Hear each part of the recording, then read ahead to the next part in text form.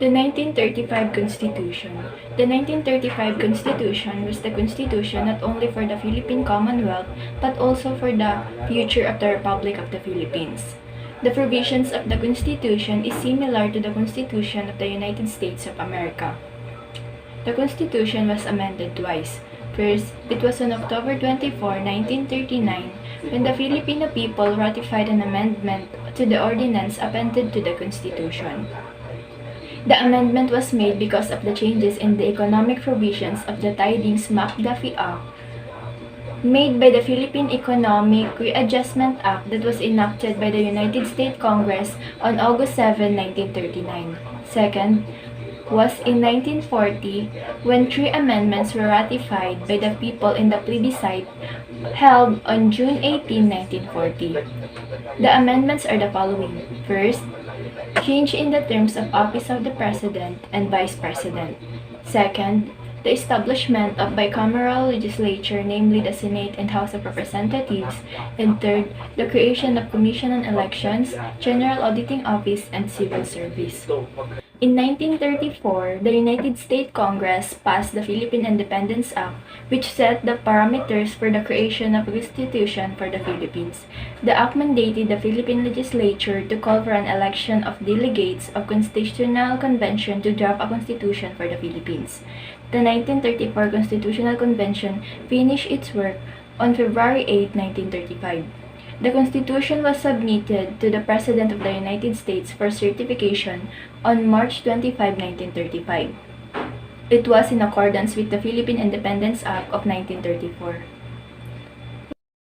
The 1935 Constitution was ratified by the Filipino people through a national plebiscite on May 14, 1935 and came into full force and effect on November 15, 1935 with the inauguration of the Commonwealth of the Philippines. In 1940, the 1935 Constitution was amended by the National Assembly of the Philippines. The legislature was changed from a unicameral assembly to a bicameral Congress. The amendment also changed the term limit of the President of the Philippines from 6 years with no re-election to 4 years with a possibility of being re-elected for a second term. In this constitution, the government was divided into three co-equal branches: the legislative, executive, and judiciary. Executive power was vested in the President of the Philippines elected through popular suffrage that will serve for a term of 4 years. Legislative power was vested in a bicameral legislature called Senate and House of Representatives, who were directly elected by the people, while judicial power resides in the Supreme Court and other lower courts. It has a clear enumeration of rights of citizens. On the other hand, suffrage can only be exercised by males because females are not allowed. The preamble in this constitution stated that the Filipino people, imploring the aid of divine providence in order to establish a government that shall embody their ideals, conserve and develop the patrimony of the nation, promote the general welfare, and secure to themselves and their posterity the blessings of independence under a regime of justice, liberty, and democracy, do ordain and promulgate this Constitution. Article 1, the National Territory, Section 1, states that the Philippines comprises all the territory ceded to the United States by the Treaty of Paris concluded between the United States and Spain on the 10th day of December, 1898, the limits of which are set forth in Article 3 of said treaty, together with all the islands embraced in the treaty concluded at Washington between the United States and Spain on the 7th day of November, 1900, and in the treaty concluded between the United States and Great Britain on the 2nd day of January, 1930, and all territory over which the present government of the Philippine Islands exercises jurisdiction. So, the national territory, as defined by the 1935 Constitution, consisted of all the territory ceded to the United States under the Treaty of Paris of 1898 between America and Spain, and all the islands embraced in the Washington Treaty of 1900 between America and Spain, and the Treaty of 1930 between America and Great Britain, and all the territory over which the government of the Philippine Islands then exercised jurisdiction. The 1935 Constitution seemed to serve the nation well. It gave the Philippines 26 years of stable, constitutional government during a period when a number of other Asian states were succumbing to military dictatorship or communist revolution.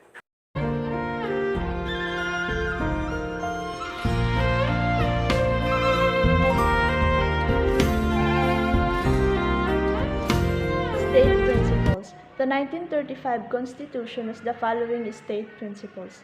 First, the Philippines as Republican state. Sovereignty resides in the people and all government authority emanates from them. Second, defense of the state as prime duty of the government. And in the fulfillment of this duty, all citizens may be required by law to render personal, military, or civil service. Third, renunciation of war. The Philippines renounces war as an instrument of national policy and adopts the generally accepted principles of international law as a part of the law of the nation. Fourth, natural right and duty of parents in rearing of the youth.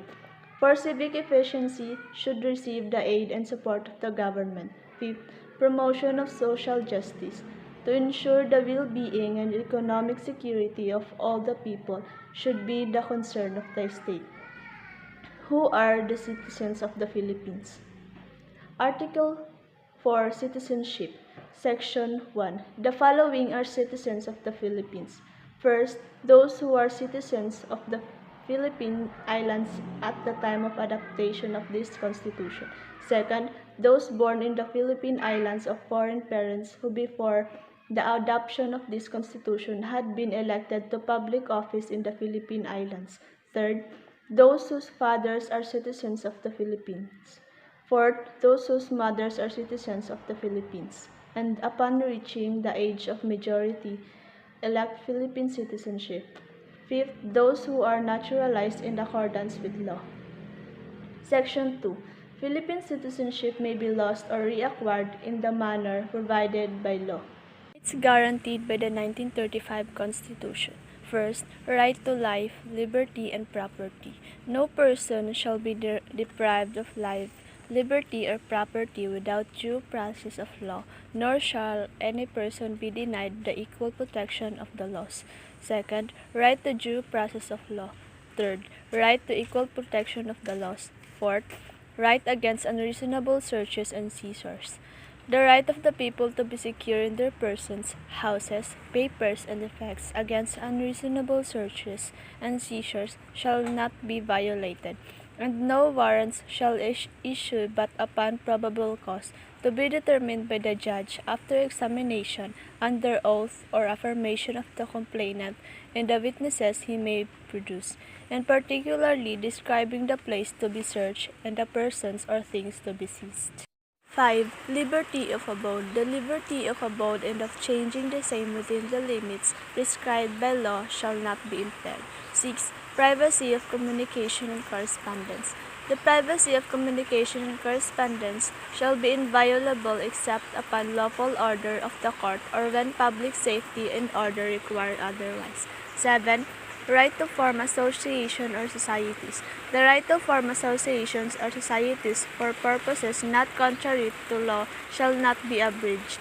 8. Freedom of religion. No law shall be made respecting an establishment of religion or prohibiting the free exercise thereof, and the free exercise and enjoyment of religious profession and worship, without discrimination or preference, shall forever be allowed.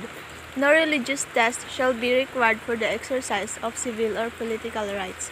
9. Freedom of speech. No law shall be passed abridging the freedom of speech, or of the press, or the right of the people peaceably to assemble and petition the government for redress of grievances.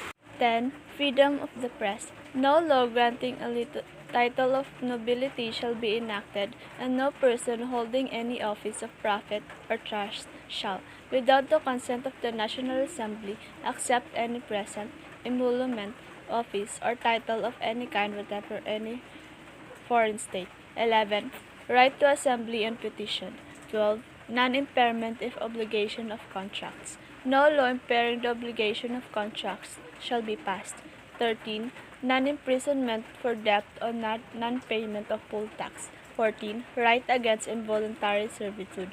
No voluntary servitude in any form shall exist except as a punishment for crime whereof the party shall have been duly convicted. 15. Privilege of writ of habeas corpus. The privilege of the writ of habeas corpus shall not be suspended except in cases of invasion, insurrection, or rebellion, when the public safety requires it, in any of which events the same may be suspended, wherever during such period the necessity for such suspension shall exist.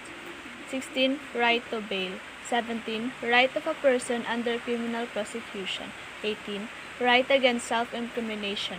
19. Right against excessive fines. Excessive fines shall not be imposed, nor cruel and unusual punishment inflicted. 20. Right against cruel and unusual punishment. 21. Right against double jeopardy. No person shall be twice put in jeopardy of punishment for the same offense. If an cat is punished by a law and an ordinance, conviction or acquittal under either shall constitute a bar to another prosecution for the same act. 22.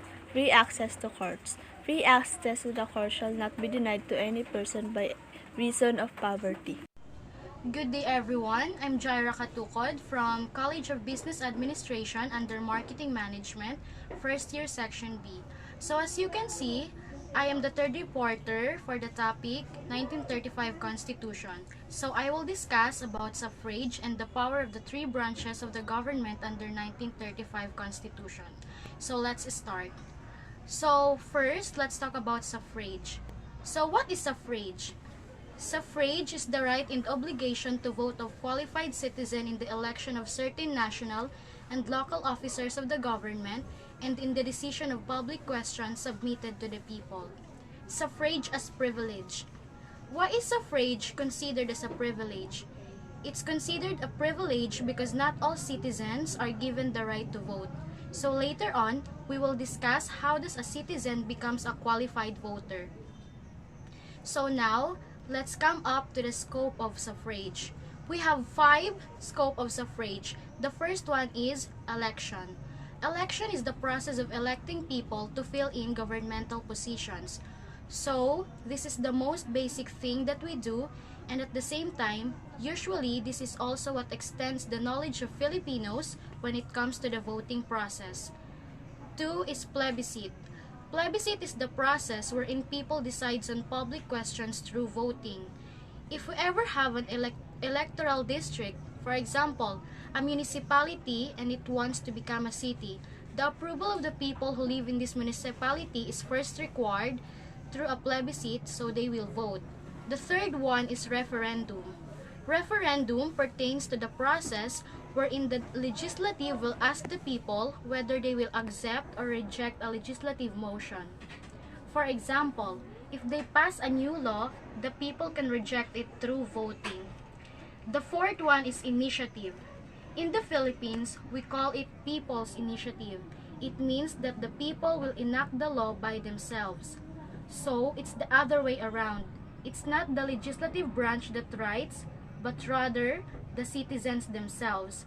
However, people's initiative is quite complicated because if you want to enact a law that will affect the entire nation, then you must get the votes of all electoral districts here in the Philippines. But in theory, it's possible for everyone to enact a law through people's initiative. The last one is recall.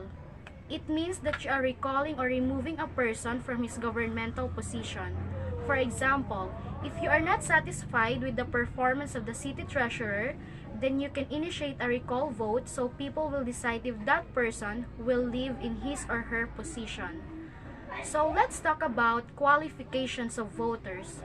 First is you must be a citizen of the Philippines. Second, not disqualified by law, which I will discuss in the next slide. Third one is 18 years of age.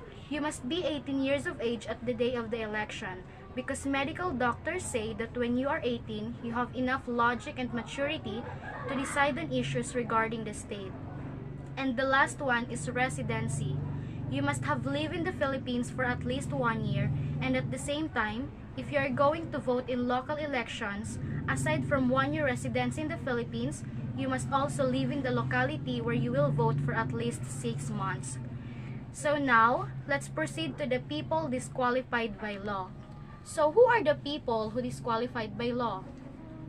First is the people who condemned by law for no less than 1 year sentence.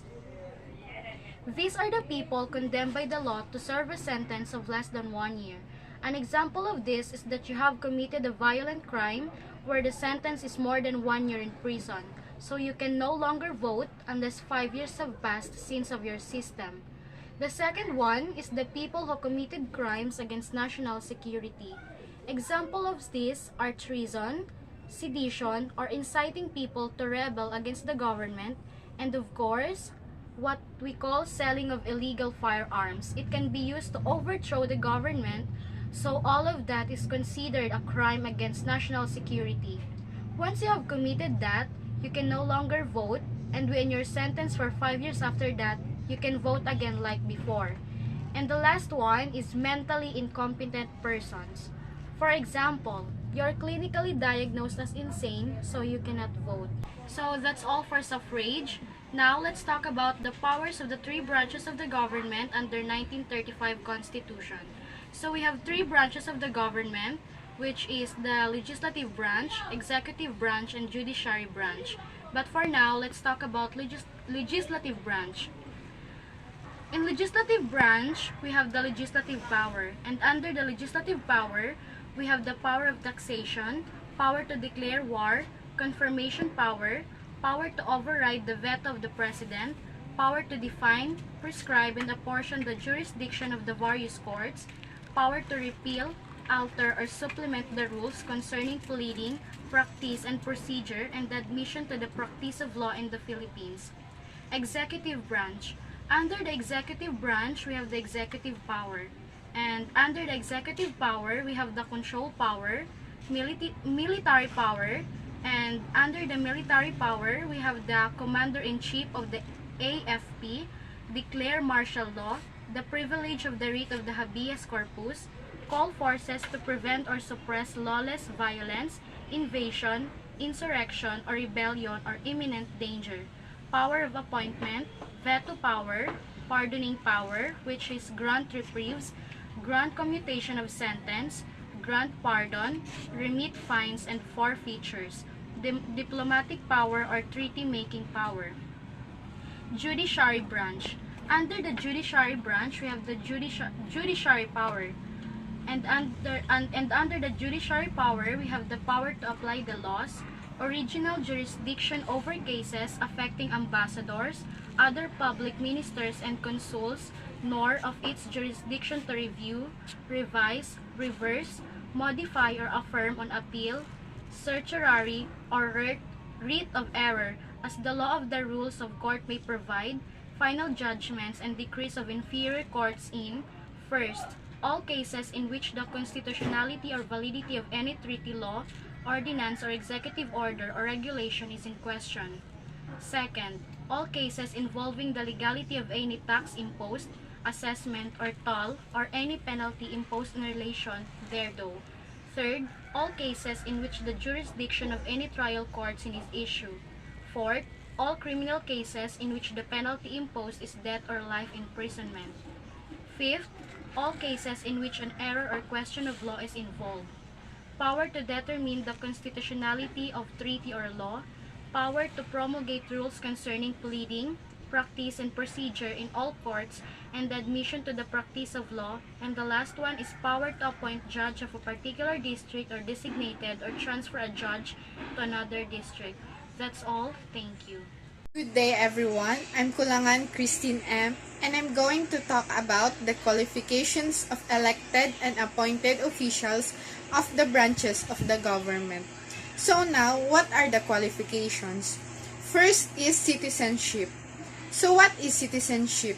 So it is the status or position of being a citizen of a particular country. He should be a natural-born citizen of the Philippines for 5 years. Second qualification is age requirements. In legislative, at least 20 years of age, and in executive, at least 40 years of age or over, and in judiciary, at least 40 years of age.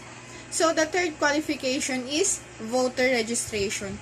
He or she should be a qualified electors in terms of legislative and qualified voter in executive. Qualification is residency requirements. It should be a resident of the province for not than 1 year in legislative and resident of the Philippines for at least 20 years in executive. And for other requirements, should be 10 years or more been a judge of a court of record or engaged in the practice of the law in the Philippines. Article 15 provides the Congress in joint assembly by a vote of 3/4 of all the same members of the Senate and House of Representatives, voting separately, may purpose amendments to the constitutions of a call of conventions for that purpose. Such amendments, such be valid, are part of the Constitution when approved by a majority of the votes cast at the elections at which the amendments are submitted to the people for their ratifications. Here are some observations of the 1935 Constitutions. First, the preamble is very short. Words like equality, peace, and love are not included. These are hopes and aspirations of very people regardless of the race. Number 2, no state policies. These state policies are important in the aspect of lawmaking and policy-making processes. Number 3, impartial trial. The right of the accused to impartial trial is not mentioned, although the Constitution guarantees speedy and public trial. Number 4, Congress has the power to declare war. The Constitution empowered the Congress to declare war, which is somewhat contrary to the state policy of renunciations of war. The President can serve for 8 consecutive years. The term of office may be short for a competent president, but too long for an incompetent one. Number 6. No specified numbers of days. In the declarations of martial law, the Constitution empowered the President to declare martial law for unlimited number of days. That's all for my topic. Thank you for watching.